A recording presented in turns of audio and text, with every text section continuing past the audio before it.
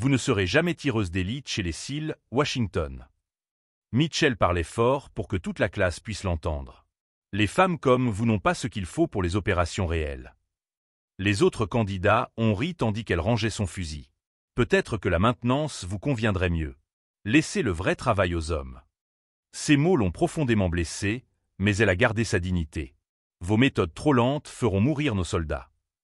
Ce que personne ne savait, c'est que quelques mois plus tard, son tir impossible sauverait 8 Navy SEALs avec une précision extraordinaire dans l'histoire militaire. Avant de nous plonger dans l'incroyable parcours de Keisha, marqué par son courage et sa détermination, laissez un commentaire ci-dessous et dites-nous d'où vous nous regardez. Bonne lecture.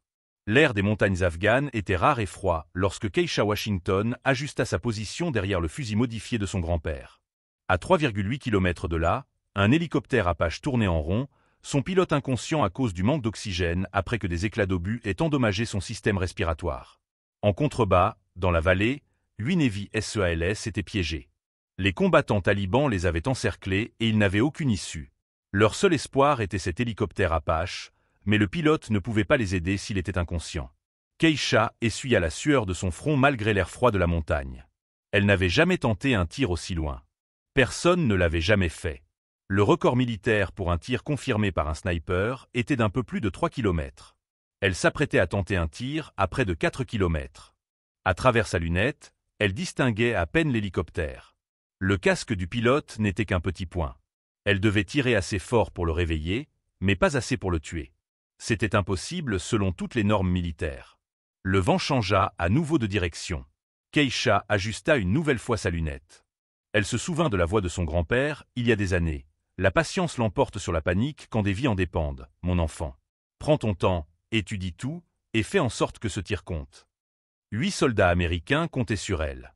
La même armée qui l'avait rejetée, la qualifiant de trop lente, disant qu'elle n'avait pas sa place parmi les tireurs d'élite. Maintenant, elle était leur dernier espoir. Keisha contrôla sa respiration. Inspirer, expirer. Lentement et régulièrement. L'hélicoptère effectua un autre cercle dans son parcours automatique. Elle calcula la vitesse du vent, la densité de l'air, la rotation de la Terre, tout ce qui pourrait affecter la balle pendant son vol de 12 secondes. Son doigt trouva la gâchette. C'était le moment. Soit elle sauverait 8 vies avec le tir le plus impossible jamais tenté, soit elle échouerait et verrait mourir de braves hommes. Le réticule se posa sur le petit casque. Keisha retint son souffle et appuya lentement sur la détente. 4 mois plus tôt, la base navale de Coronado bourdonnait d'activité. Keisha Washington descendit du bus, son vieux sac de voyage à la main, et regarda autour d'elle le centre d'entraînement de tireurs d'élite le plus avancé d'Amérique. Le programme SEAL Sniper Scout était légendaire. Seuls les meilleurs parmi les meilleurs y réussissaient. Les bâtiments étaient modernes et propres, équipés des dernières technologies disponibles sur le marché. Des simulateurs informatiques alignés le long d'un mur affichaient des cibles mobiles et différents scénarios de combat. Keisha regardait les autres candidats déballer leur équipement. Leurs fusils coûtaient plus cher que ce que la plupart des gens gagnaient en 6 mois. Lunettes de vision nocturne, télémètre laser, canons sur mesure, tout était haut de gamme. Ces hommes se déplaçaient avec l'assurance que leur conférait des années d'opérations spéciales. « Bienvenue dans la cour des grands », dit un homme grand aux cheveux blonds courts. Il déballait un fusil qui semblait tout droit sorti d'un film de science-fiction. « Je m'appelle Marcus Thompson, Delta Force. Je viens de terminer 3 missions en Syrie. » D'autres hommes se rassemblèrent autour de Marcus, comparant leur équipement et partageant leurs anecdotes de guerre. Ils parlèrent de victimes confirmées et de missions dangereuses. Leur voix reflétait la certitude d'hommes qui n'avaient jamais vraiment échoué dans quoi que ce soit. Le programme d'entraînement était affiché au mur. Tout était axé sur la vitesse. Acquisition rapide de la cible. Tirs rapides successifs. Cibles multiples en mouvement. La devise peinte au-dessus de l'entrée disait « La vitesse, c'est la vie », en lettres noires grasses. Un instructeur traversa la caserne. Il était bâti comme un tank et se déplaçait comme s'il était chez lui. Son badge indiquait « Mitchell ». Il regarda chaque candidat, les évaluant. « Écoutez-moi bien », annonça Mitchell. « Ce programme vous poussera au-delà de vos limites. Nous n'avons pas le temps d'hésiter au combat. Lorsque les balles commencent à siffler, vous devez engager rapidement les cibles et passer à la suivante. L'ennemi n'attend pas que les conditions soient parfaites. » Plusieurs candidats acquiescèrent. Cela leur semblait logique. La guerre était chaotique, et le chaos exigeait de la rapidité. Vous serez confronté à 18 scénarios différents, a poursuivi Mitchell. Combat urbain, opération dans le désert, guerre dans la jungle. Chacun d'entre eux testera votre capacité à vous adapter rapidement et à éliminer efficacement les menaces. Ceux qui ne suivront pas le rythme seront renvoyés chez eux. Keisha a examiné de plus près l'équipement d'entraînement. Les télémètres calculaient instantanément les distances. Les ordinateurs balistiques s'ajustaient automatiquement en fonction du vent et de l'altitude. Tout était conçu pour aider les tireurs à engager les cibles le plus rapidement possible. Elle pensa au vieux fusil de son grand-père, toujours dans son étui. Il n'avait ni ordinateur, ni électronique de pointe. Juste des viseurs en fer et des décennies d'entretien minutieux. Son grand-père l'avait utilisé au Vietnam, où sa patience et sa précision lui avaient permis de survivre à 2 missions. Le champ de bataille moderne nécessite des solutions modernes, disait Mitchell. Nous ne pouvons pas mener les guerres d'aujourd'hui avec les méthodes d'hier. La rapidité et l'agressivité permettent de gagner les batailles. Tout le reste n'est que théorie. Marcus Thompson leva la main. Et les tirs à très longue distance, monsieur? Parfois, la précision prime sur la vitesse. Mitchell secoua la tête. Dans un combat réel, vous avez rarement le temps de réaliser ces tirs parfaits que vous voyez dans les films. Vous identifiez une menace, vous l'éliminez, vous passez à autre chose. Rester planté là à calculer les courants d'air, c'est faire tuer votre équipe. Les autres candidats semblaient satisfaits de cette réponse. Ils disposaient d'un équipement coûteux et avaient suivi des années d'entraînement aux techniques d'engagement rapide. La philosophie du programme correspondait à leur expérience. Keisha restait silencieuse, mais son esprit travaillait. Elle se souvenait de son grand-père parlant de tirs qui nécessitaient des heures de préparation, de l'étude des conditions météorologiques et de l'attente du moment parfait, de missions où un tir précis avait sauvé des dizaines de vies. À la fin de la première journée, elle commença à comprendre que tout ce qu'elle avait appris sur le tir était considéré comme dépassé ici. La question était de savoir si elle pourrait s'adapter à leur méthode ou si son approche différente lui vaudrait d'être éliminée. Le lendemain matin, ils passeraient leur premier test, et Keisha savait qu'elle avait déjà une bataille difficile à mener. Keisha Washington avait 29 ans et se comportait avec une assurance tranquille. Contrairement aux autres candidats qui étaient arrivés avec un équipement tactique coûteux, elle n'avait qu'un sac de voyage usé et l'étui du fusil de son grand-père. Son dossier militaire était solide mais sans particularité. 8 ans dans la marine, principalement dans la sécurité portuaire et les opérations anti-piraterie. Elle n'avait jamais fait partie des forces spéciales ou des unités d'élite. Ses missions consistaient à protéger les navires marchands et les installations navales, un travail important, mais qui ne faisait pas la une des journaux. Alors que les autres candidats parlaient de raids et d'opérations à grande vitesse, Keisha avait passé des années à étudier la patience. La sécurité portuaire consistait à surveiller des menaces qui ne se concrétisaient jamais. Le travail anti-piraterie exigeait de comprendre les schémas et de prévoir les comportements sur de longues périodes. Elle déballait tranquillement son équipement dans le coin de la couchette. Son fusil était un .338 Lapua Magnum que son grand-père James Washington avait modifié lorsqu'il était tireur d'élite au Vietnam. La crosse en bois était usée par des décennies d'utilisation, et le métal montrait des traces d'usure honnête dues à un entretien soigneux. « C'est une pièce intéressante », dit Marcus Thompson en regardant son fusil. « Un peu old school, non ?»« Il appartenait à mon grand-père », répondit Keisha. « Il l'a utilisé pendant 2 missions au Vietnam. » Marcus acquiesça poliment, mais elle voyait bien qu'il comparait son fusil simple à son équipement high-tech. Sa lunette à elle seule coûtait probablement plus cher que tout son équipement. En tant que seule femme noire du programme, Keisha attirait l'attention, qu'elle le veuille ou non. Certains regards étaient curieux, d'autres sceptiques. Quelques candidats firent des commentaires qu'ils pensaient qu'elle ne pouvait pas entendre sur les exigences en matière de diversité et l'abaissement des normes. Elle ignora les chuchotements et se concentra sur la préparation de l'entraînement. Pendant que les autres nettoyaient leurs fusils coûteux et exhibaient leur équipement, elle étudiait les bulletins météo et les cartes de tir.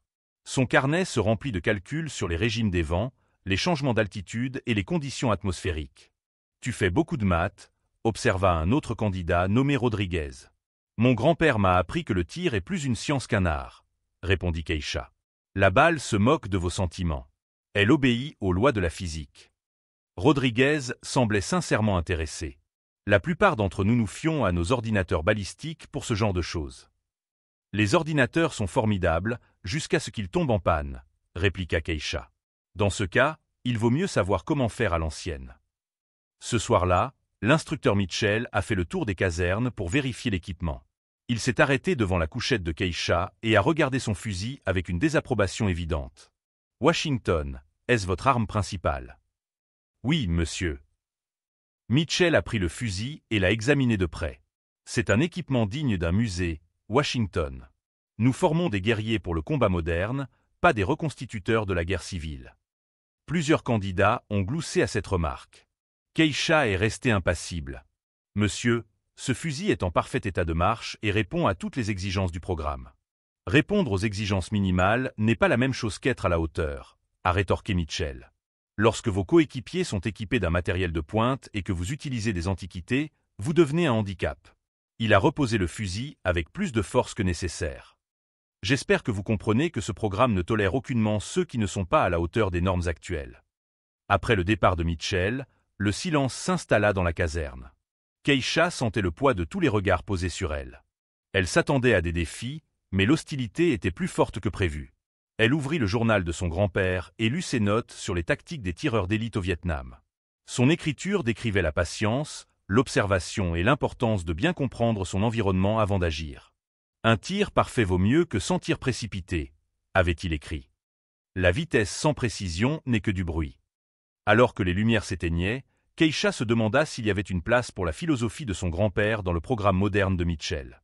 Demain serait leur premier test important, et elle se sentait déjà comme une étrangère. Mais elle n'était pas arrivée jusqu'ici pour abandonner facilement. Son grand-père avait lui aussi été confronté au scepticisme, et ses méthodes lui avaient permis de rester en vie alors que d'autres n'étaient pas rentrés chez eux. Peut-être que les techniques traditionnelles avaient encore leur place dans le monde d'aujourd'hui. Elle devait simplement le prouver sans se faire renvoyer au préalable. Derek Mitchell se tenait devant la classe comme s'il en était le propriétaire. À 39 ans, il était un Navy SEAL de carrière avec 18 ans de service actif. Son uniforme arborait des rubans provenant d'Irak, d'Afghanistan et d'opérations qui restaient classifiées. Mitchell avait bâti sa réputation sur ce qu'il appelait les techniques d'engagement dynamique. Acquisition rapide de la cible, tir de suivi rapide et tactiques agressives qui déséquilibraient les ennemis. Ces méthodes avaient été adoptées dans tous les programmes d'entraînement aux opérations spéciales. « Messieurs », commença Mitchell, son regard s'arrêtant brièvement sur Keisha, « et madame, bienvenue dans le programme de formation de tireurs d'élite le plus exigeant au monde. Au cours des 12 prochaines semaines, nous vous pousserons au-delà de ce que vous croyez possible. » Il marcha entre les bureaux, étudiant attentivement chaque candidat. La guerre moderne ne laisse aucune place à l'hésitation. Lorsque des insurgés tirent sur vos coéquipiers, vous n'avez pas le luxe de passer 10 minutes à calculer les conditions météorologiques. Vous identifiez la menace, vous l'éliminez, puis vous passez à la cible suivante. Plusieurs candidats acquiescèrent. Cette philosophie correspondait à leur formation et à leur expérience du combat. Certains d'entre vous ont peut-être entendu parler de tireurs d'élite qui, lors de guerres précédentes, passaient des heures à aligner leurs tirs, poursuivit Mitchell. Cette époque est révolue. Aujourd'hui, le champ de bataille exige rapidité et adaptabilité. Son regard se posa à nouveau sur Keisha. Nous n'avons pas le temps de nous attarder sur des méthodes dépassées ou de nous attacher sentimentalement à du matériel antique. Des vies dépendent de votre capacité à engager efficacement plusieurs cibles. Mitchell afficha une diapositive présentant des statistiques de combat. Dans les scénarios de combat urbain, la fenêtre d'engagement moyenne est inférieure à 4 secondes. Les opérations rurales peuvent vous donner 8 à 12 secondes avant que l'ennemi ne se mette à couvert. Ce sont des faits, pas des opinions. Marcus Thompson leva la main. Monsieur, qu'en est-il des tirs à très longue distance? Parfois, nous avons besoin de plus de temps pour être précis. Bonne question, Thompson, répondit Mitchell. Mais en réalité, les tirs à plus de 800 mètres sont rares dans les opérations actuelles. La plupart des engagements se produisent à 400 mètres ou moins. Nous nous entraînons pour les situations auxquelles vous serez réellement confrontés, pas pour les fantasmes hollywoodiens. Mitchell se dirigea vers une vitrine contenant des fusils de précision moderne. Ces armes représentent des décennies de progrès technologiques. Optiques assistées par ordinateur, calculateurs balistiques, systèmes de télémétrie. Elles permettent aux opérateurs entraînés d'engager des cibles plus rapidement et avec plus de précision que jamais. Il prit l'un des fusils et en démontra les caractéristiques. Ce système peut calculer la portée, la compensation du vent et la chute de la balle en moins de 2 secondes. Comparez cela aux calculs manuels qui prennent plusieurs minutes et comportent souvent des erreurs humaines. Keisha resta silencieuse, mais elle remarqua que les statistiques de Mitchell n'incluaient pas les missions où des tirs de précision unique avaient changé le cours des événements. Le journal de son grand-père contenait des dizaines d'exemples de ce type au Vietnam. Je tiens à être clair sur un point. dit Mitchell d'une voix plus ferme. Ce programme a pour but de former les tireurs d'élite les plus efficaces possibles. Nous ne faisons aucune exception pour des préférences personnelles ou des traditions familiales. Soit vous vous adaptez à des méthodes modernes qui ont fait leurs preuves, soit vous changez de métier. La tension monta dans la pièce. Tout le monde comprit qu'il parlait de Keisha et du fusil de son grand-père. Certaines personnes pensent que la diversité signifie abaisser les normes, poursuivit Mitchell. Ce n'est pas ainsi que cela fonctionne. Les normes existent pour de bonnes raisons. Elles permettent de sauver des vies. Quiconque ne respecte pas ces normes devient un danger pour toute son équipe. Après la réunion, les candidats se sont réunis en petits groupes pour discuter de la présentation de Mitchell.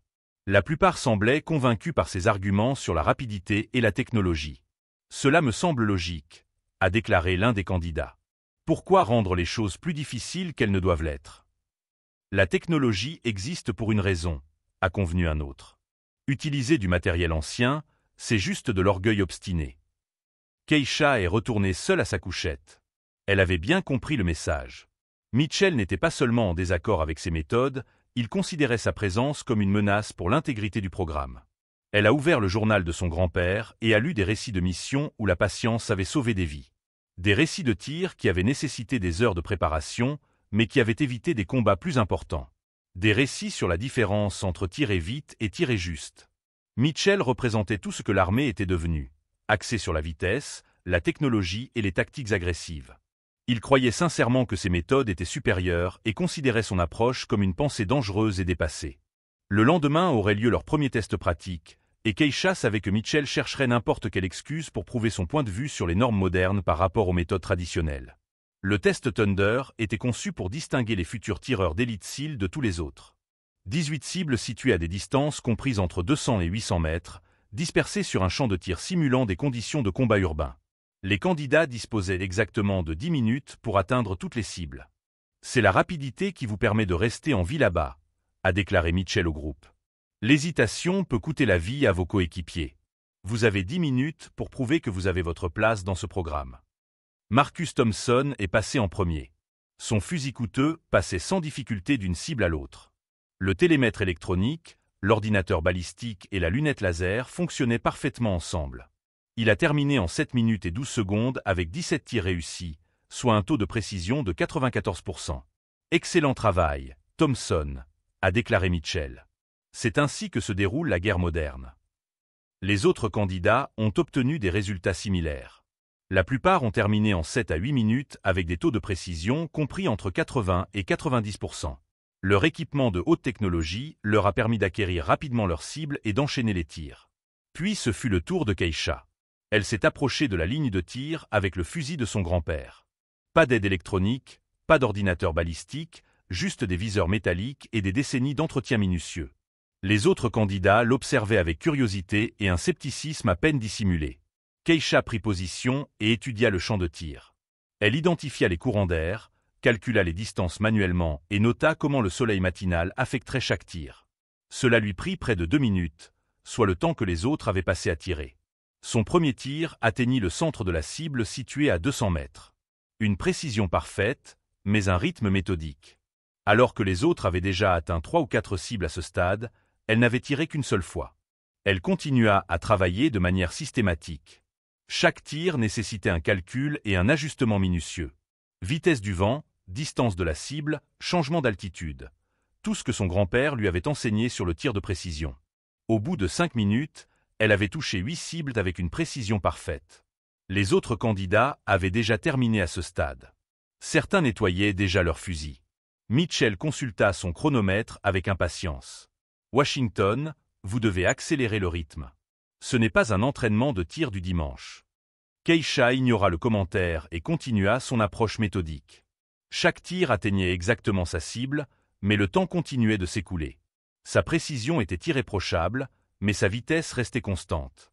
Au bout de 8 minutes, elle avait réussi 14 tirs parfaits. Il restait 4 cibles, mais seulement 2 minutes. Le calcul était impossible. À son rythme actuel, il lui fallait au moins 3 minutes de plus. « Temps écoulé !» cria Mitchell lorsque la limite de 10 minutes expira. Keisha avait touché 14 cibles avec une précision de 100%. Chaque tir avait atteint le centre de la zone de score. Mais elle n'avait pas réussi à terminer le test dans le temps imparti. Mitchell se dirigea vers la table de score et lut les résultats à haute voix. Washington, 14 cibles touchées, 14 tirs réussis, 100% de précision. Cependant, le fait de ne pas avoir touché toutes les cibles dans le temps imparti entraîne l'échec global du test. L'annonce résonna dans tout le champ de tir. Les autres candidats échangèrent des regards mêlant surprise devant sa précision et confirmation de leurs doutes quant à ses méthodes. C'est exactement ce dont je parlais, poursuivit Mitchell. Une précision parfaite ne sert à rien si vous ne pouvez pas la mettre en œuvre assez rapidement pour qu'elle ait de l'importance. Dans un combat réel, ces 4 cibles non touchées auraient tué toute votre équipe pendant que vous alignez des tirs parfaits. Marcus Thompson prit la parole. Cela fonctionne peut-être pour chasser le cerf, mais pas dans une situation de guerre réelle. L'ennemi n'attend pas que vous trouviez la position de tir parfaite. Plusieurs autres candidats acquiescèrent. Ils avaient tous réussi le test en utilisant des équipements modernes et des techniques agressives. L'échec de Keisha semblait confirmer le point de vue de Mitchell sur les méthodes dépassées. Le tir de précision au combat exige de la rapidité, de l'adaptabilité et la capacité d'engager rapidement plusieurs menaces, dit Mitchell. Quiconque ne répond pas à ces exigences de base n'a pas sa place dans les opérations spéciales. Keisha conserva son sang-froid professionnel, mais à l'intérieur, elle ressentait le poids de son échec public. Tout ce qu'elle avait appris de son grand-père était rejeté comme inadéquat pour la guerre moderne. Alors que les autres candidats passaient à l'exercice d'entraînement suivant, elle rangea son équipement en silence. Le message était clair, la précision sans la rapidité était un luxe que l'armée ne pouvait se permettre. Mais quelque chose la dérangeait dans ce test. En 8 ans de service dans la marine, elle n'avait jamais rencontré de situation où l'engagement rapide de 18 cibles était plus important que la précision de chaque tir. 3 jours après le test Thunder, Keisha reçut son ordre de transfert officiel. Elle était réaffectée au soutien technique des armes sous les ordres du sergent-chef Carlos Rodriguez. C'était une façon polie de lui dire qu'elle avait été exclue de la formation de tireurs d'élite. Mitchell s'assura que l'annonce soit publique et humiliante. Washington sera transféré à la maintenance des armes, annonça-t-il à toute la classe lors de la formation matinale. Son souci du détail et son approche méthodique seront plus utiles pour maintenir nos fusils en état de marche pendant que les vrais guerriers mènent les combats. Ces mots étaient blessants, car ils étaient destinés à l'être. Mitchell avait trouvé le moyen de faire passer sa précision pour une faiblesse et son transfert pour une promotion à un poste qui lui convenait mieux dans la hiérarchie militaire. Certains candidats essayèrent de cacher leur sourire narquois, mais d'autres affichèrent ouvertement leur satisfaction. Marcus Thompson secoua la tête avec ce qui semblait être de la pitié. « C'est probablement mieux ainsi », dit-il assez fort pour qu'elle l'entende. Certaines personnes ne sont tout simplement pas faites pour les opérations de terrain. Au moins, elle sera utile quelque part, ajouta un autre candidat. Elle s'occupera de notre équipement pendant que nous nous chargerons des vraies missions. Rodriguez se présenta à sa couchette cet après-midi-là avec des papiers et une expression étonnamment compréhensive. C'était un sous-officier de carrière avec 22 ans de service et l'air buriné de quelqu'un qui avait vu toutes les facettes de la politique militaire. « Ne les laisse pas t'atteindre, Washington », lui dit-il doucement alors qu'elle rangeait ses affaires personnelles. J'ai vu de bonnes personnes se faire écraser par des programmes qui ne valorisent qu'une seule façon de faire les choses. Merci, sergent, répondit Keisha en rangeant soigneusement le journal de son grand-père dans son sac de voyage. Mitchell pense que la vitesse est primordiale parce que c'est ce qu'il sait faire de mieux, poursuivit Rodriguez. Mais j'entretiens des armes depuis 2 décennies. J'ai vu ce qui se passe quand les gens privilégient la rapidité au détriment de la précision. Alors que Keisha portait ses sacs vers le bâtiment de l'armurerie, elle passa devant la salle de classe où ses anciens camarades étudiaient les tables balistiques. À travers la fenêtre, elle pouvait voir Mitchell pointer du doigt des graphiques illustrant des techniques d'engagement rapide. Le département d'entretien des armes était situé dans un bâtiment séparé derrière le centre de formation principal. Il abritait tout le nécessaire, des postes de réparation des fusils aux équipements de tests balistiques. Le travail était important mais invisible. Maintenir le bon fonctionnement de centaines d'armes tandis que les opérateurs étaient récompensés pour leur utilisation efficace. Rodriguez lui montra un poste de travail équipé d'outils de mesure de précision et de bases de données informatiques contenant les registres d'entretien de chaque arme du programme. Votre travail consistera à suivre les performances des armes, à documenter les schémas d'usure et à identifier les problèmes potentiels avant qu'ils ne provoquent des défaillances. Quel genre de défaillance ? Demanda Keisha. Rodriguez regarda autour de lui pour s'assurer qu'ils étaient seuls. Plus que Mitchell ne veut l'admettre. Ces cours de tir à grande vitesse sont difficiles pour l'équipement. Les canons s'usent plus rapidement, les mécanismes se desserrent, la précision se dégrade. Mais personne ne veut entendre parler des problèmes liés à ses méthodes d'entraînement préférées.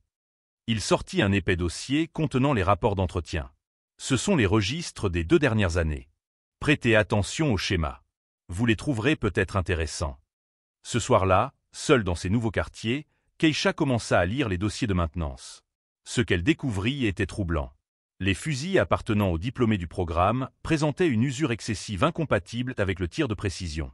Ils étaient entretenus pour leur capacité de tir rapide au détriment de leur précision à long terme. Plus troublant encore étaient les rapports opérationnels que Rodriguez avait discrètement inclus. Les taux d'échec des missions parmi les diplômés récents étaient plus élevés que ce que le programme annonçait. Plusieurs avaient échoué dans des missions cruciales qui exigeaient de la patience et de la précision plutôt que de la vitesse et du volume. Marcus Thompson lui-même aurait échoué 4 missions critiques au cours des 18 derniers mois, tout impliquant des scénarios où un engagement rapide était moins important qu'un tir précis. Au fur et à mesure qu'elle lisait les rapports classifiés, une tendance se dessinait. Les méthodes d'entraînement modernes produisaient des tireurs d'élite qui excellaient dans les scénarios d'entraînement, mais qui avaient du mal à accomplir des missions réelles qui ne correspondaient pas à leurs conditions d'entraînement. Le journal de son grand-père était ouvert à côté de l'ordinateur, ses notes manuscrites sur la patience et la précision semblant plus pertinentes que jamais. Peut-être que ces méthodes n'étaient pas dépassées après tout. Peut-être étaient-elles exactement ce dont les opérations modernes avaient besoin, mais qu'elles n'obtenaient pas de la formation actuelle. 3 semaines après avoir pris ses nouvelles fonctions, Keisha avait accès à des registres de maintenance qui brossaient un tableau inquiétant du programme de tireurs d'élite. Son habilitation de sécurité lui permettait de consulter des rapports opérationnels classifiés que les diplômés n'avaient probablement jamais vus. Les chiffres étaient choquants. Au cours des 18 derniers mois, les tireurs d'élite s'ils formés dans le cadre du programme de Mitchell avaient un taux d'échec de 23% dans les missions où la précision primait sur la vitesse. Il ne s'agissait pas d'échecs à l'entraînement, mais d'opérations réelles où la vie d'Américain était en jeu. Rodriguez lui avait donné un accès complet à la base de données, convaincu que ses connaissances techniques lui permettraient de repérer des schémas que d'autres pourraient manquer. Ces 8 années passées dans la sécurité portuaire lui avaient appris à analyser les données de manière systématique, à la recherche de liens qui n'étaient pas immédiatement évidents. « Regardez ça », dit Rodriguez en ouvrant un rapport classifié sur son ordinateur. Opération Desert Storm, il y a 6 mois. Une équipe de 3 tireurs d'élite était censée éliminer une cible de grande valeur à 600 mètres. Tir net, bonnes conditions, pas de pression temporelle. Keisha a lu attentivement le rapport. L'équipe avait manqué sa cible principale à 3 reprises avant que la sécurité ennemie ne repère leur position. L'opération a échoué, la cible s'est échappée et 2 marines ont trouvé la mort dans la fusillade qui a suivi. Le chef de l'équipe était Marcus Thompson, a déclaré Rodriguez à voix basse. Il n'a pas su ralentir suffisamment pour effectuer un tir de précision au moment crucial. Son entraînement l'avait programmé pour des engagements rapides, mais cette mission nécessitait une visée minutieuse. D'autres rapports montraient des schémas similaires. Des opérations urbaines où la sécurité des civils exigeait des tirs précis, mais où les diplômés continuaient à recourir à leur entraînement au tir rapide. Des missions à longue distance où la patience était essentielle, mais où les tireurs d'élite se sentaient obligés d'engager rapidement le combat et manquaient des occasions cruciales. « Voici ce qui me dérange vraiment », dit Rodriguez en ouvrant un autre dossier. Ce sont les registres d'entretien des armes des tireurs d'élite de l'époque du Vietnam. La génération de votre grand-père avait des traces d'usure complètement différentes sur ses fusils. Les données étaient claires. Les fusils plus anciens présentaient une usure compatible avec un tir précis et minutieux. Les fusils modernes présentaient des dommages dus à des tirs rapides et à une utilisation agressive. L'équipement était poussé au-delà de ses limites de conception pour soutenir des méthodes d'entraînement qui privilégiaient la vitesse plutôt que la précision. Les tireurs d'élite du Vietnam avaient un taux de réussite des missions supérieur de 67% dans des situations comparables, a poursuivi Rodriguez. Ils prenaient plus de temps, utilisaient un équipement plus simple, mais leurs résultats étaient nettement meilleurs. Keisha a recoupé les données de maintenance avec les rapports opérationnels et les relevés météorologiques de diverses missions. Son expérience dans les opérations maritimes lui avait appris à prendre en compte des facteurs environnementaux que d'autres auraient pu ignorer. La tendance était indéniable. Les méthodes d'entraînement actuelles formaient des tireurs d'élite performants dans des conditions contrôlées, mais qui avaient du mal à s'adapter et à faire preuve de patience lors de missions réelles. « Regardez cette mission en Afghanistan », dit-elle en montrant son écran d'ordinateur. Une équipe de 4 hommes a passé 3 jours en position à attendre une cible. Lorsque l'occasion s'est enfin présentée, ils ont précipité le tir parce qu'ils n'étaient pas à l'aise avec une observation prolongée. La mission a échoué. Rodriguez acquiesça d'un air sombre. C'est le problème quand on forme les gens à toujours tirer rapidement. Lorsqu'ils doivent ralentir et faire preuve de patience, ils ne savent pas comment s'y prendre. Keisha ouvrit le journal de son grand-père et compara ses rapports de mission avec les données opérationnelles actuelles. Son taux de réussite dans des situations comparables était de près de 90%. La différence ne venait pas de l'équipement ou des installations d'entraînement, mais de la philosophie et de l'approche. Mon grand-père a écrit des rapports de mission où il a passé 8 heures en position pour un tir parfait, dit-elle. Sa génération comprenait que parfois, la patience sauve plus de vies que la rapidité.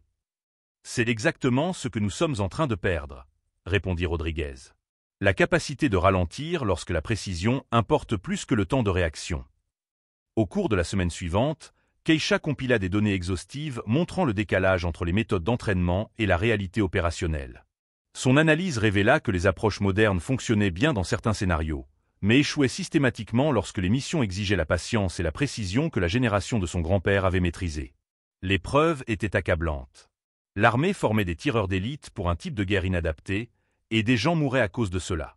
Mais prouver l'existence du problème était plus facile que de convaincre quiconque de changer une doctrine établie depuis des décennies. Les méthodes de Mitchell bénéficiaient du soutien institutionnel et de l'élan bureaucratique. Keisha savait qu'elle avait découvert quelque chose d'important, mais elle savait aussi que remettre en question l'ensemble du programme de formation des tireurs d'élite nécessiterait du courage et des preuves qui ne pourraient être ignorées. Pendant 3 semaines, Keisha a travaillé tard dans la nuit pour élaborer une analyse complète croisant les registres d'entretien avec les rapports de mission, les données météorologiques et les analyses balistiques. Son expérience dans le domaine de la sécurité maritime lui avait appris à être rigoureuse dans l'analyse des données, et cette compétence révélait désormais des tendances inquiétantes. Rodriguez lui a donné accès à des dossiers classifiés qui brossaient un tableau complet des échecs opérationnels. La plupart des gens ne voient jamais ces rapports, a-t-il déclaré. Le commandement n'aime pas faire état des problèmes liés à ses méthodes de formation préférées. Les preuves étaient accablantes. Keisha a répertorié 17 missions au cours des 2 dernières années où des tirs de précision auraient pu éviter des conflits plus importants. Dans chaque cas, les diplômés du programme de Mitchell avaient privilégié la rapidité à la précision, ce qui avait entraîné l'échec de la mission et des pertes inutiles. « Regardez cette opération en Irak », dit-elle en montrant son écran d'ordinateur à Rodriguez. L'équipe de tireurs d'élite était positionnée pour éliminer un fabricant de bombes qui menaçait une école. Un seul tir, à 400 mètres, dans des conditions parfaites. Cela aurait dû être une opération de routine. Le rapport de mission indiquait 3 tirs manqués avant que la cible ne s'échappe dans un marché bondé. Le fabricant de bombes a ensuite tué 12 civils lors d'une attaque qui aurait pu être évitée par un seul tir précis. Le chef d'équipe a déclaré qu'il se sentait obligé d'agir rapidement, a lu Rodriguez dans le rapport. Il n'a pas pu ralentir suffisamment pour effectuer un tir précis au moment crucial. Keisha a croisé les données balistiques avec les conditions météorologiques de dizaines de missions. Son analyse a montré que les diplômés avaient systématiquement des difficultés lorsque les facteurs environnementaux exigeaient de la patience et du calcul plutôt qu'une intervention rapide. La formation moderne suppose des conditions parfaites, a-t-elle expliqué. Mais les missions réelles se déroulent dans des conditions de vent, de pluie, de distorsion due à la chaleur et d'autres facteurs qui nécessitent des ajustements minutieux. Ces tireurs d'élite n'apprennent pas à s'adapter. Elle a extrait des données comparatives provenant d'opérations menées à l'époque du Vietnam. La génération de mon grand-père avait un taux de réussite supérieur de 40% dans des conditions similaires. La différence ne venait pas de l'équipement, mais de leur capacité à attendre le bon moment et à effectuer des ajustements précis. Rodriguez a examiné les données avec une inquiétude croissante. C'est plus grave que je ne le pensais. Vous documentez des problèmes systématiques avec la doctrine actuelle. Au cours de la semaine suivante, Keisha a élargi son analyse pour inclure des évaluations psychologiques des diplômés du programme. Beaucoup montraient des signes de ce qu'elle a appelé le « conditionnement à l'urgence », c'est-à-dire une incapacité à ralentir et à réfléchir calmement sous pression. Ils sont entraînés à réagir instantanément à n'importe quelle cible, a-t-elle déclaré. Mais certaines missions nécessitent de l'observation, de l'analyse et de la patience. Lorsqu'ils ne parviennent pas à changer de mentalité, les missions échouent. Le journal de son grand-père a permis de découvrir une approche complètement différente. Il y décrivait des missions où l'observation durait plusieurs jours, où la compréhension des schémas des cibles était plus importante que la rapidité de tir, où un seul tir parfait permettait d'éviter des combats. « Écoutez ça », dit-elle en lisant son journal. Observation de la position ennemie pendant 72 heures avant de tirer. Apprentissage de leurs habitudes, identification du chef, attente du moment où une seule balle sauverait 200 vies américaines. La patience a permis de remporter cette bataille. Rodriguez secoua la tête. Vous n'obtiendriez jamais l'autorisation d'une observation de 72 heures dans les opérations actuelles. Le commandement veut des résultats en quelques heures, pas en quelques jours. Mais les données de Keisha montraient que les opérations précipitées nécessitaient souvent plusieurs tentatives et causaient davantage de problèmes. Les missions qui permettaient une observation adéquate et une planification minutieuse avaient des taux de réussite nettement plus élevés et un nombre de victimes moins important. L'ironie, c'est que prendre son temps permet en fait de gagner du temps, dit-elle. Un tir parfait met immédiatement fin au problème. Plusieurs tirs précipités créent des problèmes plus importants qui prennent des semaines à résoudre. Son analyse incluait également les coûts financiers. Les missions de tirs manqués entraînaient des opérations plus importantes impliquant des centaines de personnes et des millions de dollars en ressources. Un tir de précision qui mettait rapidement fin au problème était bien plus rentable qu'un tir rapide qui créait des complications. Vous devez transmettre ces informations à quelqu'un qui a le pouvoir d'apporter des changements, dit Rodriguez. C'est trop important pour rester enfoui dans les dossiers de maintenance. Keisha savait qu'il avait raison, mais elle connaissait également les risques. Remettre en question des décennies de doctrine établie pouvait mettre fin à sa carrière militaire. Mitchell avait des soutiens puissants qui n'apprécieraient pas les critiques à l'égard de leur méthode. Mais les données étaient indéniables et des vies américaines étaient en jeu. Son grand-père avait tout risqué pour sauver ses camarades soldats. C'était maintenant à son tour de faire preuve du même courage, même si cela signifiait lutter contre l'ensemble de l'establishment militaire. Après des semaines d'hésitation, Keisha prit la décision qui allait tout changer. Elle allait envoyer son analyse complète au commandant Rebecca Stone, un officier supérieur de la marine connu, pour remettre en question les pratiques établies et exiger des réformes fondées sur des preuves. Le risque était énorme. Elle accusait en substance toute la hiérarchie de la formation des tireurs d'élite d'incompétence systématique causant la mort de personnes. Si son analyse était erronée ou mal accueillie, sa carrière militaire serait terminée. Rodriguez la trouva en train de travailler tard dans l'arsenal, mettant la touche finale à un rapport technique de 47 pages. « Tu es sûr de toi ?» lui demanda-t-il. « Une fois que tu l'auras envoyé, tu ne pourras plus revenir en arrière. »« Je suis sûr que les données sont correctes, » répondit Keisha. Que quelqu'un veuille les entendre ou non est une autre question. Son rapport était complet et accablant. Il recensait 17 échecs de mission en 2 ans, tous impliquant des situations où la précision importait plus que la vitesse. Les registres d'entretien montraient des traces d'usure des équipements incompatibles avec les exigences de précision. Les évaluations psychologiques révélaient que certains diplômés étaient incapables de s'adapter à des missions exigeant de la patience. Le pire, c'est que des gens meurent sans raison valable, dit-elle. Ce ne sont pas des pertes inévitables. Ce sont des échecs évitables causés par une formation inadaptée. Rodriguez a examiné certaines parties de son analyse. Vous avez tout documenté avec soin. Les preuves parlent d'elles-mêmes. Mais vous remettez en question des décennies de doctrine soutenues par des personnes puissantes. Keisha a pensé au journal de son grand-père, rempli de récits de missions où un tir précis avait sauvé des dizaines de vies. Ces méthodes n'étaient pas dépassées. Elles correspondaient exactement à ce dont les opérations modernes avaient besoin, mais n'obtenaient pas. Mon grand-père risquait sa vie chaque jour pour protéger ses camarades soldats, dit-elle. Le moins que je puisse faire, c'est de risquer ma carrière pour protéger la mienne. Elle avait étudié attentivement le commandant Stone. Stone était un vétéran de 25 ans qui avait gravi les échelons en exigeant la responsabilité et la prise de décision fondée sur des preuves. Si quelqu'un était prêt à écouter des vérités dérangeantes sur les échecs de la formation, c'était bien elle. Le rapport comprenait des recommandations spécifiques pour intégrer des techniques de précision aux méthodes actuelles. Keisha ne suggérait pas d'abandonner complètement l'entraînement à la vitesse, mais plutôt d'enseigner aux tireurs d'élite quand utiliser quelle approche en fonction des exigences de la mission. « Regardez cette section », dit-elle en montrant son écran d'ordinateur à Rodriguez. J'ai esquissé un programme d'entraînement hybride qui maintient les capacités d'engagement rapide tout en ajoutant des compétences de patience et de précision pour les missions qui les requièrent. Rodriguez acquiesça d'un signe de tête. Vous ne vous contentez pas de critiquer les méthodes actuelles. Vous proposez des solutions réalistes. Mais tous deux savaient qu'il était dangereux de suggérer des changements à la doctrine militaire établie, même si les recommandations étaient bien fondées. Des carrières avaient été détruites pour des remises en question moins controversées de la pensée institutionnelle. Que pourrait-il arriver de pire ? Demanda Keisha, même si elle connaissait déjà la réponse. La cour martiale pour insubordination s'il décide de faire de vous un exemple, répondit Rodriguez honnêtement. Mais il est plus probable qu'il vous transfère simplement loin d'ici et s'assure que vous n'obteniez plus jamais de promotion. Keisha fixait l'écran de l'ordinateur qui affichait son rapport terminé. Il lui suffisait de cliquer sur « Envoyer » pour que son analyse parvienne au commandant Stone en quelques heures. Tout ce qu'elle avait découvert serait entre les mains de quelqu'un ayant le pouvoir d'agir. Les données montrent que les méthodes d'entraînement actuelles ont échoué dans 23% des missions de précision, dit-elle. Si un autre système militaire affichait un taux d'échec de 23%, des têtes tomberaient jusqu'à ce que le problème soit résolu. Mais l'entraînement des tireurs d'élite bénéficie d'une protection politique, répondit Rodriguez.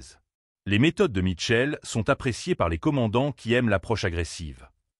Keisha ouvrit une nouvelle fois le journal de son grand-père et relut ces mots sur le courage sous pression. Il avait affronté les tirs ennemis pour protéger ses camarades soldats. Elle devait maintenant affronter la pression institutionnelle pour protéger les siens. Son doigt planait au-dessus du bouton « Envoyer ». Une fois qu'elle l'aurait appuyé, il n'y aurait plus de retour en arrière possible. Soit son analyse catalyserait les réformes nécessaires, soit elle mettrait fin à sa carrière militaire dans le déshonneur. Elle pensa aux 17 missions ratées, aux pertes inutiles et aux soldats américains qui avaient trouvé la mort parce que leurs tireurs d'élite n'avaient pas su s'adapter à des missions exigeant patience et précision. Keisha appuya sur « Renvoyer ». 72 heures après l'envoi de son rapport, la base navale de Coronado se transforma en un centre d'activité intense. Le commandant Rebecca Stone arriva avec une équipe du Pentagone comprenant des experts en balistique, des psychologues militaires et des analystes de l'efficacité opérationnelle. Des SUV noirs remplissaient les parkings. Des officiers supérieurs qui travaillaient normalement derrière leur bureau se promenaient soudainement dans les zones d'entraînement et posaient des questions pointues. L'atmosphère détendue du programme de tireurs d'élite s'était évaporée du jour au lendemain. « Qu'est-ce que tu as bien pu mettre dans ce rapport ?» demanda Rodriguez à Keisha alors qu'il regardait arriver un autre véhicule du Pentagone. « Juste la vérité, » répondit-elle, mais elle avait l'estomac noué par la nervosité. Mitchell fut convoqué à des réunions d'urgence tout au long de la journée. Lorsqu'il sortit de la 3e réunion, son attitude confiante avait fait place à une colère à peine contenue. La nouvelle que ses méthodes d'entraînement faisaient l'objet d'un examen officiel se répandit rapidement. « C'est ce qui arrive quand les gens passent par les voies officielles », déclara Marcus Thompson à voix haute dans le réfectoire. Certaines personnes ne supportent pas qu'on leur dise qu'elles ne sont pas à la hauteur, alors elles essaient de démolir tout le système. Mais d'autres voix commençaient à remettre en question le discours officiel. Des sous-officiers supérieurs qui s'étaient tus sur les problèmes d'entraînement étaient soudainement prêts à partager leurs observations avec les enquêteurs du Pentagone. Le commandant Stone demanda à s'entretenir en privé avec Keisha dans une salle de conférence sécurisée. C'était une femme d'une 40aine d'années, aux cheveux gris, qui avait les manières directes de quelqu'un qui avait gagné le respect par sa compétence plutôt que par la politique. Sous-officier Washington, votre analyse a suscité de sérieuses inquiétudes au plus haut niveau du commandement naval, commença Stone. Il s'agit d'accusations importantes contre la doctrine de formation établie. Keisha conserva son attitude militaire malgré sa nervosité. Madame, je n'ai documenté que des informations factuelles provenant de registres officiels. Les tendances parlent d'elles-mêmes. Stone ouvrit une copie du rapport de Keisha. Vos données suggèrent des problèmes systématiques dans la formation actuelle des tireurs d'élite, qui ont entraîné des échecs de mission et des pertes inutiles. C'est une accusation grave. Oui, madame. Les preuves montrent que les diplômés ont systématiquement des difficultés lorsque les missions exigent de la patience et de la précision plutôt que de la rapidité et du volume. J'ai passé les dernières 48 heures à examiner des rapports opérationnels classifiés qui corroborent vos conclusions, a déclaré Stone. Les taux d'échec que vous avez documentés sont exacts, et les tendances que vous avez identifiées correspondent à ce que les commandants sur le terrain ont rapporté de manière informelle. Stone s'est penché en avant. La question est de savoir ce que nous allons faire à ce sujet. Vous avez identifié les problèmes, mais changer des décennies de doctrine établie nécessite plus que de simples données. Il faut prouver que les méthodes alternatives fonctionnent réellement mieux. Keisha ressentit un moment d'espoir mêlé à une anxiété persistante. Madame, j'ai proposé un programme de formation hybride qui maintient les capacités d'engagement rapide tout en ajoutant des techniques de précision pour les missions qui les requièrent. J'ai lu vos recommandations, répondit Stone. Elles sont bien fondées et pratiques.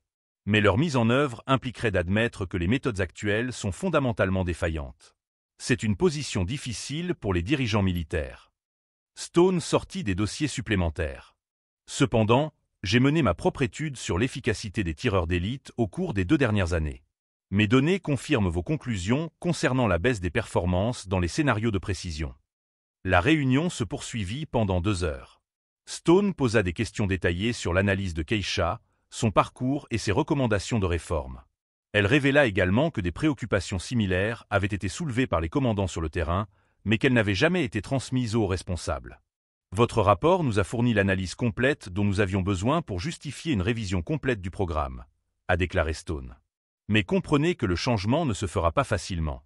Il existe des intérêts puissants qui ont tout à gagner à maintenir les méthodes actuelles. À la fin de la réunion, Stone a fait une offre inattendue. Je suis en train de former un groupe de travail chargé d'élaborer de nouveaux protocoles de formation basés sur des preuves plutôt que sur la tradition. Votre analyse sera au cœur de cet effort. Êtes-vous prête à y participer? Keisha a pris conscience du poids de cette opportunité et de cette responsabilité. Oui, madame. Je pense que ces changements pourraient sauver des vies. Ils pourraient aussi mettre fin à des carrières, a averti Stone. Y compris la mienne si nous nous trompons. Mais les données suggèrent que nous avons raison, et les soldats américains méritent une formation qui les prépare réellement à des missions réelles. En retournant à l'armurerie, Keisha réalisa que son pari désespéré avait réussi au-delà de ses espérances. Mais elle comprit également que le véritable combat ne faisait que commencer. Mitchell et ses partisans n'abandonneraient pas des décennies de doctrine établie sans se battre. Pendant que les enquêteurs du Pentagone examinaient les protocoles de formation à Coronado, une situation critique se développait en Afghanistan. L'opération Golden Serpent avait mal tourné de la pire manière possible. Une équipe de 8 SEAL effectuant une reconnaissance dans les montagnes de l'Hindu-Kush avait été prise en embuscade par des combattants talibans. L'équipe était piégée dans une vallée étroite, encerclée par l'ennemi sur 3 côtés et sans issue. Leurs appels à l'aide par radio devenaient de plus en plus désespérés. Le commandant Stone reçut le briefing d'urgence dans son bureau temporaire à Coronado. « Nous avons des soldats américains bloqués et qui subissent des pertes », rapporta le liaison du Pentagone. Leur seul espoir est un hélicoptère Apache en patrouille à proximité. La situation était compliquée par une panne technique.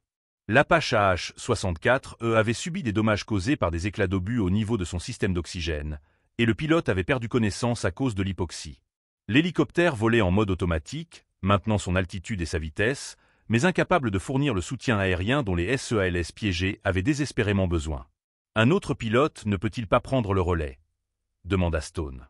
Négatif. L'appareil est trop loin de toute base pour permettre un remplacement du pilote. La seule option est de réveiller le pilote inconscient afin qu'il puisse reprendre le contrôle manuel et engager les positions ennemies. Stone étudia l'écran tactique indiquant la position de l'hélicoptère par rapport à l'équipe piégée. L'Apache volait en cercle à 15 000 pieds, à 3,8 km du sommet de montagne le plus proche pouvant servir de position de tir. C'est une distance impossible pour n'importe quel tireur d'élite, poursuivit l'officier chargé du briefing.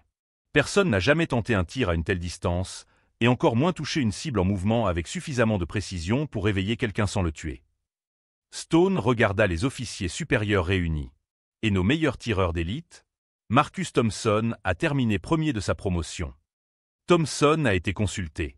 Il dit que ce tir dépasse les capacités humaines. La balle mettrait 12 secondes pour atteindre la cible, et les facteurs environnementaux rendent impossible un calcul précis. D'autres diplômés du programme de Mitchell ont été invités à tenter la mission. Tous ont refusé, affirmant que les exigences techniques dépassaient les attentes raisonnables pour des opérations de tir de précision. « Madame, il y a une autre option », dit Rodriguez doucement depuis le fond de la salle. Stone se tourna vers lui. « Qu'avez-vous en tête, sergent ?» Le quartier-maître Washington a étudié les techniques de précision extrême. Son analyse montre qu'un calcul minutieux et de la patience peuvent donner des résultats que les méthodes d'engagement rapide ne permettent pas d'obtenir. Le silence s'installa dans la pièce. Plusieurs officiers échangèrent des regards sceptiques. L'idée de demander à une candidate sniper ayant échoué de tenter le tir le plus difficile de l'histoire militaire semblait désespérée plutôt que pratique.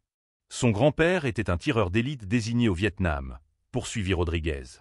Elle a accès à ses techniques et à son équipement conçu pour le tir de précision extrême. Stone examina attentivement la proposition. A-t-elle déjà tenté quelque chose de similaire à cette distance? Non, madame. Mais sa philosophie d'entraînement met l'accent sur le calcul des facteurs environnementaux et l'attente des conditions parfaites. C'est exactement ce qu'exige cette mission. La situation tactique se détériorait rapidement. Les interceptions radio indiquaient que les talibans préparaient un assaut final contre l'équipe SEAL piégée. Sans soutien aérien, les Américains seraient submergés en quelques heures. « Faites venir Washington », ordonna Stone. 20 minutes plus tard, Keisha se tenait dans la salle de briefing, regardant les images satellites des montagnes de l'Hindu-Kush. Les exigences techniques étaient stupéfiantes.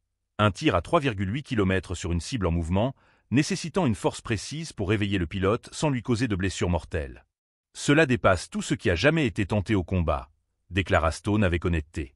Les conditions sont extrêmes, la distance est impossible, et un échec signifierait la mort de 8 soldats américains. Keisha étudia les cartes du terrain et les données météorologiques.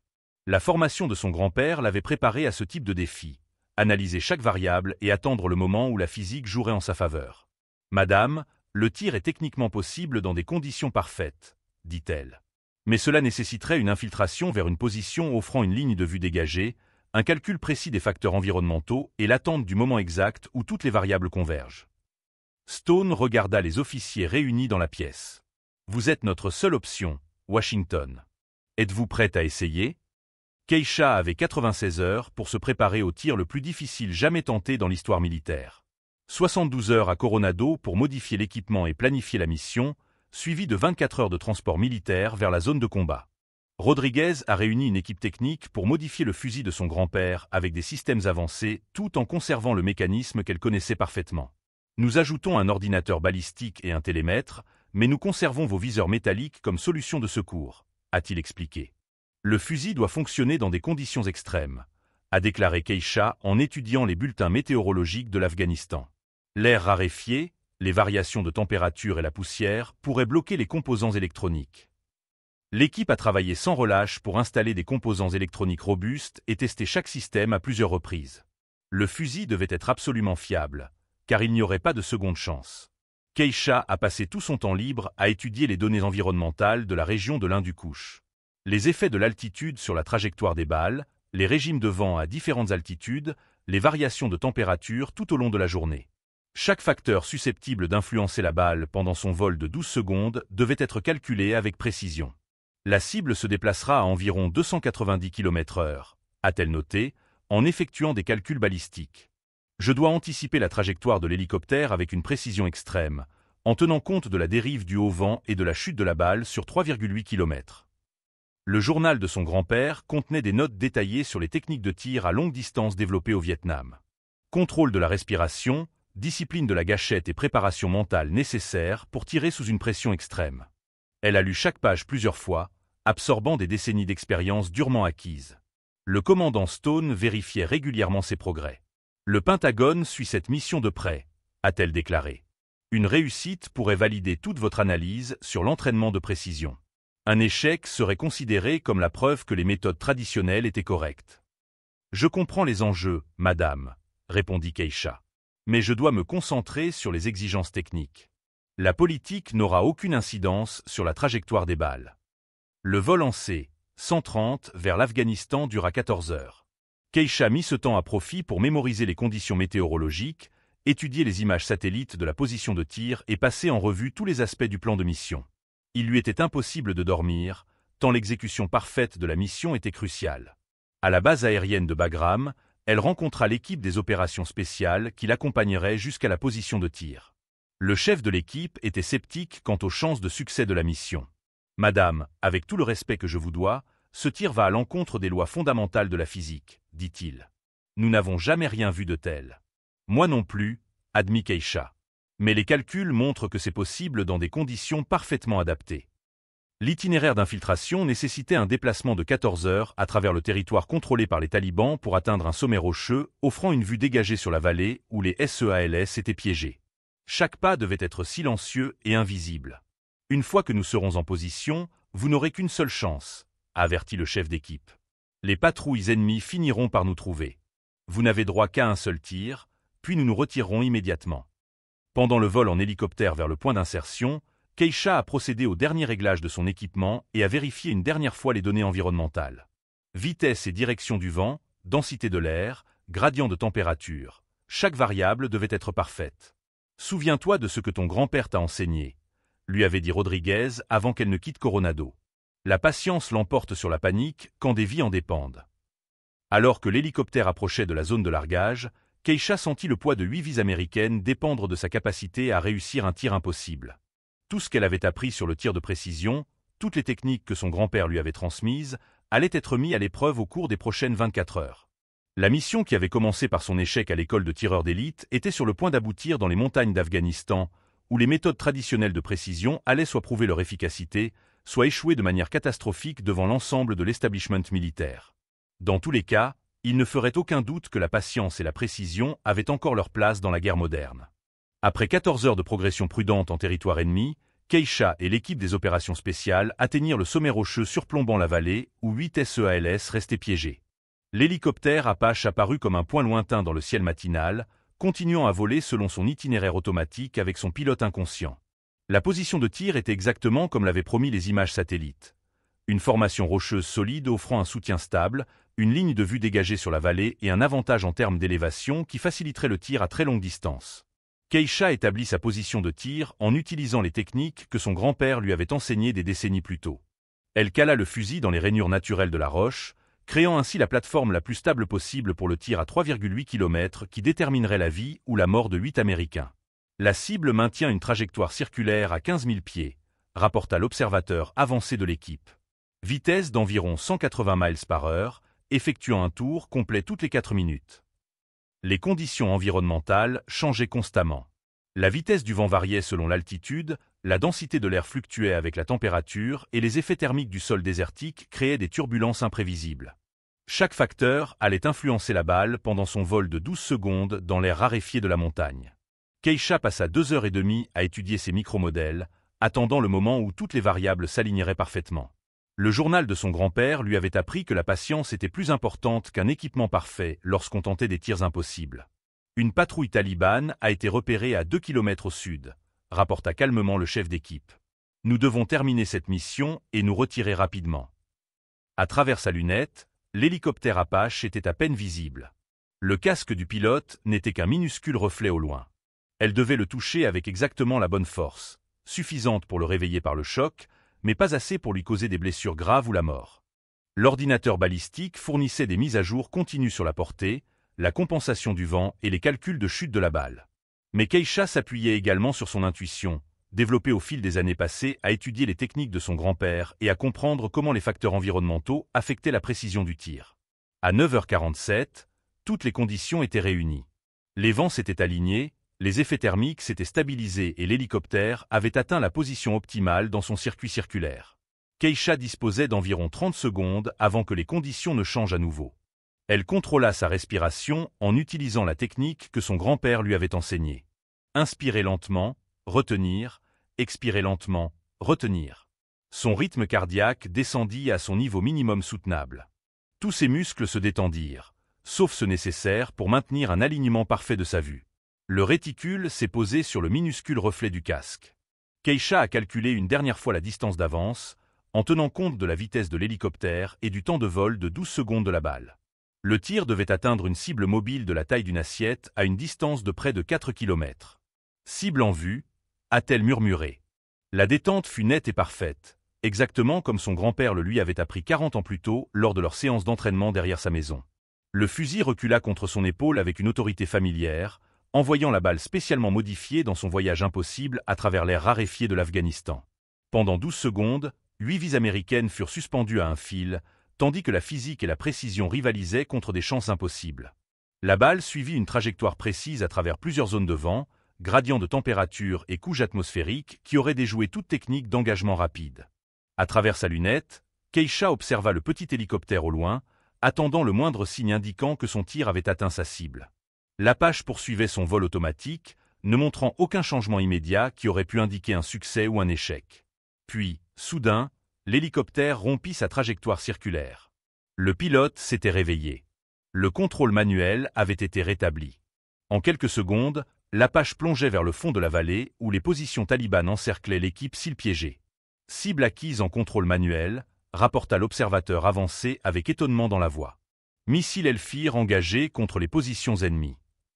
La mission de sauvetage que personne ne croyait possible avait réussi grâce à un tir parfaitement placé qui redéfinissait les limites du tir de précision en conditions de combat. L'impact de la balle de Keisha sur le casque du pilote était à peine visible à travers sa lunette, mais le résultat fut immédiat et spectaculaire. L'hélicoptère Apache rompit sa trajectoire de vol automatique lorsque le pilote reprit conscience et reprit le contrôle manuel. En moins de 90 secondes, des missiles Elfir fonçaient vers les positions talibanes qui avaient piégé l'équipe SEAL pendant 18 heures. Les armes guidées avec précision ont éliminé les combattants ennemis avec une précision dévastatrice, brisant le siège et créant un couloir d'évacuation pour les Américains. 8 vies sauvées, a rapporté l'observateur avancé par radio. Extraction réussie en cours. L'équipe des opérations spéciales a immédiatement commencé à se retirer de sa position de tir. Les forces talibanes présentes dans la zone allaient enquêter sur les frappes de missiles et rechercher le tireur d'élite qui avait rendu le sauvetage possible. Alors qu'ils descendaient la montagne, les communications radio confirmèrent le succès total de la mission. L'équipe SEAL était en route vers un lieu sûr, le pilote de l'Apache était pleinement opérationnel malgré la méthode peu conventionnelle utilisée pour le réveiller, et les forces américaines se retiraient de ce qui semblait être une situation tactique impossible.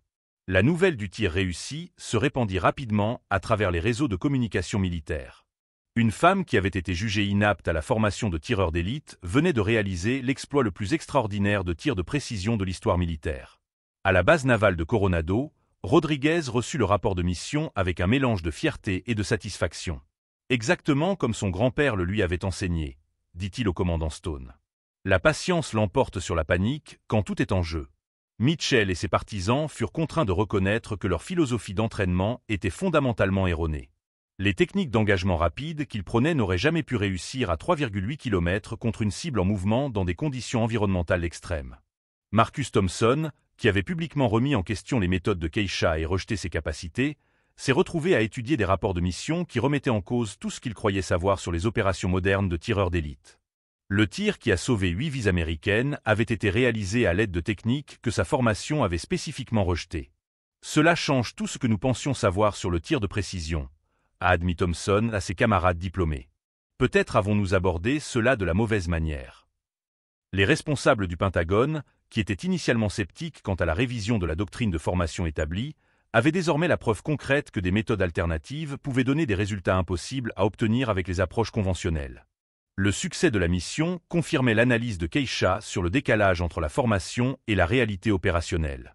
Le commandant Stone reçut des demandes urgentes de la part des hauts responsables militaires pour obtenir des informations détaillées sur l'opération en Afghanistan et ses implications pour les programmes de formation des tireurs d'élite. Ce qui avait commencé comme une remise en cause controversée de la doctrine établie était devenu une étude de cas sur l'efficacité militaire. Cette mission sera étudiée pendant des décennies, a déclaré Stone à son équipe. Elle prouve que les techniques de précision ont encore des applications essentielles dans la guerre moderne. L'opération de sauvetage a également soulevé des questions plus larges sur la philosophie de la formation militaire. Si les méthodes d'engagement rapide étaient inadéquates dans certaines situations, combien d'autres capacités essentielles étaient négligées au profit de la vitesse et de la technologie?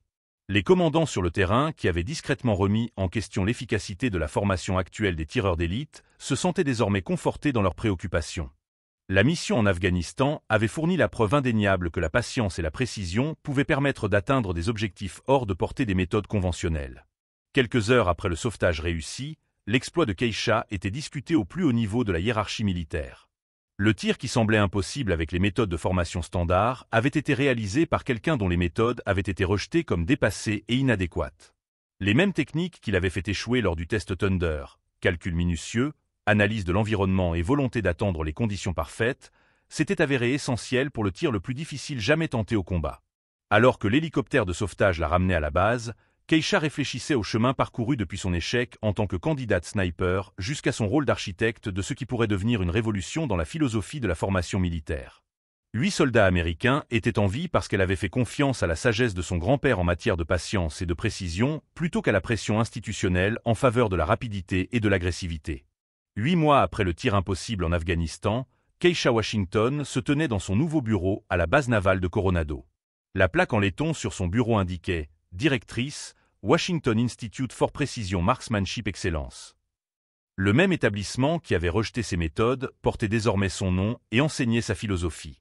La devise gravée au-dessus de l'entrée avait été changée de « La vitesse, c'est la vie » à « La précision sauve des vies ». La transformation était complète et permanente.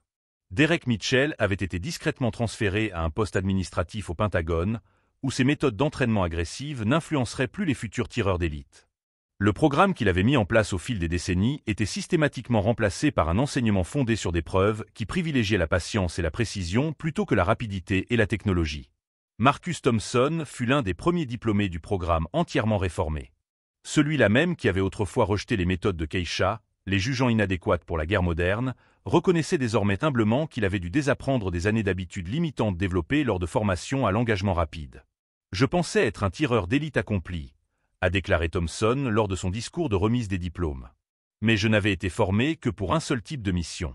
Ce programme enseigne l'adaptabilité et le jugement nécessaires pour savoir quand la rapidité est importante et quand la précision est primordiale. Le nouveau programme mettait l'accent sur l'analyse systématique de l'environnement, la patience sous pression et la discipline nécessaire pour attendre les conditions parfaites, même lorsque la pression extérieure exigeait une action immédiate. Les étudiants apprenaient à passer d'un engagement rapide à une précision extrême en fonction des exigences de la mission. Keisha a donné des cours avancés en utilisant le journal original de son grand-père au Vietnam, montrant comment les techniques de guerre dans la jungle s'adaptaient parfaitement aux opérations de précision modernes. Ses notes manuscrites sur les régimes de vent, le comportement des cibles et la discipline mentale étaient devenues la doctrine officielle des tireurs d'élite les plus expérimentés de l'armée américaine. Le corps étudiant avait également considérablement changé. La première classe sous la direction de Keisha comptait 30% de femmes, ce qui représentait le groupe le plus diversifié jamais admis à la formation de tireurs d'élite de la marine. Les normes de performance restaient extrêmement élevées, mais elles mesuraient désormais l'efficacité plutôt que la seule vitesse. Les techniques traditionnelles ne sont pas dépassées, expliquait Keisha à ses étudiants lors de leur premier cours. Ce sont des outils spécialisés pour des situations spécifiques. Les tireurs d'élite modernes doivent posséder à la fois des compétences d'engagement rapide et des capacités de précision extrême. Rodriguez, désormais promu instructeur en chef, a contribué à la mise en place d'un programme de formation hybride combinant les meilleurs éléments des deux approches. Les étudiants ont maîtrisé les aides électroniques et les ordinateurs balistiques tout en apprenant les calculs manuels et les techniques traditionnelles sur le terrain. La technologie peut faillir, les conditions changer et les missions ne correspondent pas toujours au scénario d'entraînement, enseignait Rodriguez. Les tireurs d'élite accomplis doivent pouvoir s'adapter à toutes les situations. La mission en Afghanistan est devenue légendaire dans les communautés des opérations spéciales du monde entier. Les académies militaires ont étudié la situation tactique, les exigences techniques et les techniques de précision qui ont permis de réussir là où les méthodes conventionnelles auraient échoué. Le commandant Stone, désormais promu amiral, a utilisé cette mission comme preuve que remettre en question la doctrine établie pouvait conduire à des améliorations vitales des capacités militaires. Sa volonté d'écouter des preuves dérangeantes a catalysé des changements qui influenceront la formation des tireurs d'élite pendant des générations. Des chefs militaires internationaux se sont rendus à Coronado pour observer les nouvelles méthodes d'entraînement et comprendre comment les techniques de précision traditionnelles pouvaient améliorer les capacités des opérations spéciales modernes. Le programme est devenu un modèle pour l'enseignement militaire fondé sur des preuves. En regardant par la fenêtre de son bureau les étudiants s'entraîner sur le champ de tir de précision, Keisha a réfléchi au parcours extraordinaire qu'il avait mené de candidate rejetée à réformatrice institutionnelle. La sagesse de son grand-père en matière de patience et de précision avait non seulement sauvé 8 vies américaines, mais avait également transformé toute une philosophie d'entraînement militaire. La femme à qui l'on avait dit qu'elle était trop lente pour la guerre moderne avait prouvé que parfois, les anciennes méthodes étaient exactement ce dont le nouveau monde avait besoin. Dans une culture militaire obsédée par la vitesse et la technologie, elle avait redécouvert la valeur intemporelle de la patience, de la précision et du courage de faire confiance à des méthodes éprouvées plutôt qu'aux tendances populaires. L'héritage de son grand-père se perpétuait dans chaque élève qui apprenait qu'un tir parfait pouvait accomplir ce que des centaines de tirs précipités ne pouvaient pas faire.